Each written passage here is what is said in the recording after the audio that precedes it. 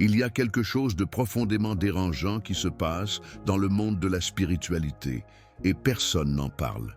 Plus votre journée de guérison est profonde, plus vous devenez consciente, plus il semble que votre vie financière s'effondre. Si vous êtes dans ce paradoxe, vous réveillez spirituellement mais vous battre économiquement, vous n'êtes pas seul et vous n'êtes certainement pas fou. Carl Jung, le psychologue qui a révolutionné notre compréhension de la psyché humaine, a mieux compris ce phénomène que quiconque. Il savait que lorsque nous avons commencé le processus d'individuation, ce jour sacré de devenir qui nous sommes vraiment, notre relation entière avec le monde matériel entre en crise. Ce n'est pas une erreur, cela fait partie du processus. Dans cette vidéo, nous allons explorer à travers les objectifs de Jung pourquoi les gens éveillés spirituellement se battent financièrement. Et plus important encore, comment vous pouvez naviguer dans ce paradoxe sans sacrifier votre croissance spirituelle ou votre bien-être matériel. Ce que vous allez découvrir peut changer pour toujours la façon dont vous voyez votre relation avec l'argent et votre journée d'éveil. Avez-vous remarqué comment, plus vous entrez votre jour de la connaissance, plus votre vie financière semble s'effondrer? Ce n'est pas une coïncidence et vous ne faites rien de mal. Carl Jung nous a appris que lorsque nous commençons le processus individuel, ce jour sacré de devenir qui nous sommes vraiment, notre psyché passe par une révolution complète. Et l'une des premières choses que cette révolution remet en question est les contrats invisibles que nous avons faits avec survie, y compris nos croyances les plus profondes sur l'argent et la sécurité. Ce que Jung appellerait l'enantio diodroa, la transformation vers des opposés se produit en vous. Votre vieille personne, ce masque social qui savait exactement comment travailler dans le monde matériel, se désintégrait. Et avec lui, tous les mécanismes automatiques que vous avez utilisés pour générer de l'argent. Votre ego, qui opérait auparavant de la survie et de la compétition, se trouve maintenant dans un territoire inconnu où les anciennes règles ne s'appliquent plus. Jung a compris que lorsque le moi, votre véritable noyau spirituel, commence à émerger, crée un conflit inévitable avec des structures externes qui ne sont pas alignées sur votre essence authentique. L'argent dans notre société est tellement lié aux valeurs que vous pouvez contredire votre éveil spirituel, que votre psyché commence inconsciemment à la rejeter. C'est comme si votre âme avait dit « ce n'est pas certain, ce n'est pas propre, ce n'est pas qui je suis vraiment ». Cette résistance n'est pas un sabotage, c'est la sagesse. Votre inconscient est de protéger votre intégrité spirituelle, mais elle crée également un champ de bataille interne où votre survie matérielle et votre évolution spirituelle semblent être en guerre. Jung nous rappellerait que ce conflit est exactement où réside l'or alchimique de la transformation. Votre système nerveux, ce réseau de survie ancestrale que vous portez à l'intérieur, a une fonction principale qui a profondément reconnu Jung. Restez en vie. Mais voici le problème. Pour votre système nerveux, vivre signifie famille, même si cette familiarité est douloureuse. Carl Jung a observé que la psyché humaine préfère la souffrance connue avant le bonheur inconnu. Et cela se manifeste puissamment dans votre relation avec l'argent. Lorsque vous étiez enfant, votre système nerveux a absorbé chaque tension, chaque discussion sur l'argent, chaque instant de rareté comme information de survie. Jung appellerait cela la formation de complexes, des modèles émotionnels, autonomes, qui vivent dans votre inconscient et qui sont automatiquement activés avant certains stimuli. Si l'argent était associé au stress, au conflit ou à l'anxiété dans votre maison, votre système nerveux a littéralement appris que l'argent est dangereux. Maintenant, lorsque l'abondance essaie d'entrer dans votre vie, votre système nerveux le perçoit comme une menace. C'est comme si une alarme interne déclenchait. Ce n'est pas normal, ce n'est pas sûr. Votre corps commence à générer des symptômes d'anxiété, de procrastination, d'autosabotage, le tout dans une tentative inconsciente de retourner dans la zone de sécurité familiale. même si cette zone est de R arrêté. Jung a compris que la croissance personnelle active ce qu'il a appelé la fonction transcendante, la capacité de la psyché de créer quelque chose de nouveau à partir de la tension entre les opposés. Mais votre système nerveux, entraîné à la survie, interprète cette expansion comme un danger mortel. C'est pourquoi vous sabotez des opportunités, sous-évaluez votre travail ou oubliez d'aller de l'avant avec des projets qui pourraient vous apporter la prospérité. Ce n'est pas un manque de volonté, c'est votre système nerveux qui essaie de vous sauver de ce qu'il perçoit comme une menace existentielle. Carl Jung a révolutionné notre compréhension de la psyché quand il a découvert l'inconscient collectif, cette profonde couche de l'esprit que nous partageons avec toute l'humanité et qui contient les modèles archétypaux universels.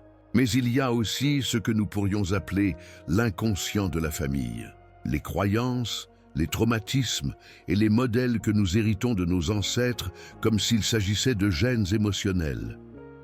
Ces voix que vous entendez dans votre tête sur l'argent ne pousse pas dans les arbres. Les riches sont gourmands. Vous devez souffrir pour mériter. Ils ne sont pas à l'origine le vôtre. Ce sont des échos de générations qui ont combattu, qui ont survécu aux guerres, des dépressions économiques, qui devaient choisir entre la dignité et la survie. Jung nous a appris que nous portons les blessures déclenchées de nos ancêtres, et ces blessures se manifestent comme des croyances limitantes qui opèrent à partir de l'ombre de notre inconsciente. Votre relation avec l'argent n'a pas commencé par vous, elle a commencé des générations derrière. Chaque fois que votre arrière-grand-mère devait choisir entre la nourriture et la médecine, chaque fois que votre grand-père travaillait jusqu'à l'épuisement des sangs, chaque humiliation économique que votre famille a été enregistrée dans le domaine de l'énergie familiale comme un avertissement. L'argent est rare, l'argent est dangereux, l'argent corrompt. Jung appellerait cela l'ombre collective, tous les aspects rejetés et réprimés de l'expérience humaine qui sont transmis de génération en génération. Lorsque vous commencez à vous réveiller spirituellement, vous guérissez non seulement vos propres blessures, mais aussi les blessures ancestrales que vous chargez dans votre ADN émotionnel. Votre résistance à l'argent peut en fait être une loyauté inconsciente aux souffrances de vos ancêtres. La conscience de ces héritages est la première étape vers la libération. Jung nous a rappelé que ce qui n'est pas conscient se manifeste comme une destination. Lorsque vous illuminez ces croyances héritées de la lumière de la conscience, vous pouvez consciemment choisir les modèles perpétués et lesquels transformer, enfin brisant les cycles de rareté transgénérationnels. Voici une vérité qui est rarement dite à haute voix. La guérison spirituelle ne consiste pas seulement à traiter et à libérer des traumatismes. Il s'agit également d'apprendre à permettre à la joie, au plaisir et à l'abondance d'entrer dans votre vie. Carl Jung a compris que l'individuation nécessite l'intégration de tous les aspects de l'expérience humaine, y compris ceux que nous avons appris à rejeter ou à craindre.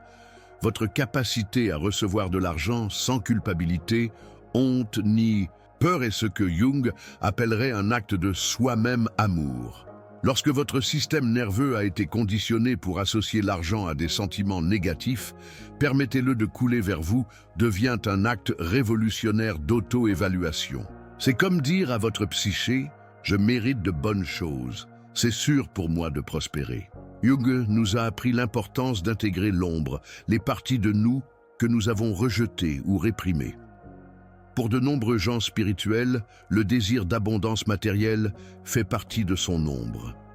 Ils ont appris à croire qu'être spirituel signifie rejeter le matériel, que la pauvreté est la plus pure que la prospérité.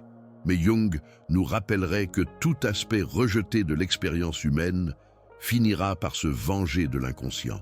La véritable abondance ne vient pas d'essayer de guérir les blessures internes avec de l'argent externe.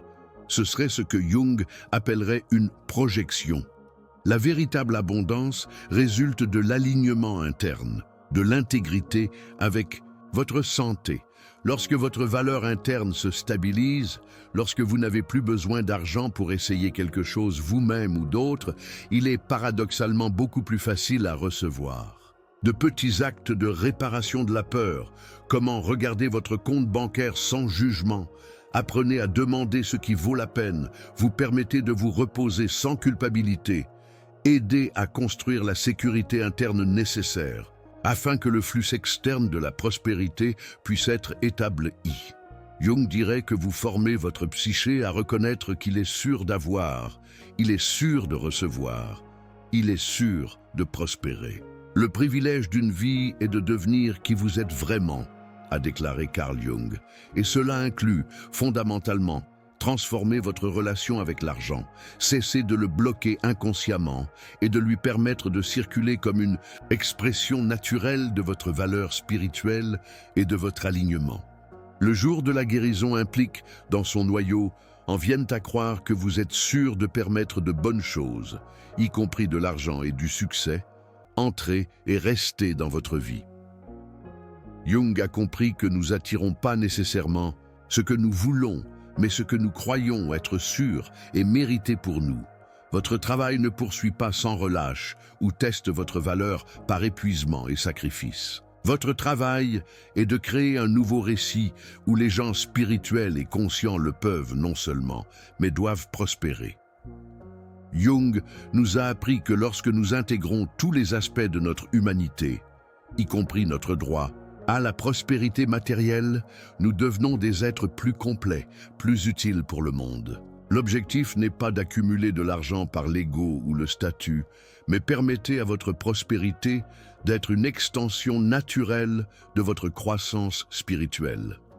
Lorsque vous êtes aligné sur votre vrai moi, lorsque vous avez intégré votre ombre et guérir vos complexes, l'argent cesse d'être un champ de bataille et devient un outil pour exprimer votre plus grand objectif. Jung nous rappellerait que l'individuation, le processus de devenir qui vous êtes vraiment, comprend la réclamation de votre droit divin à prospérer.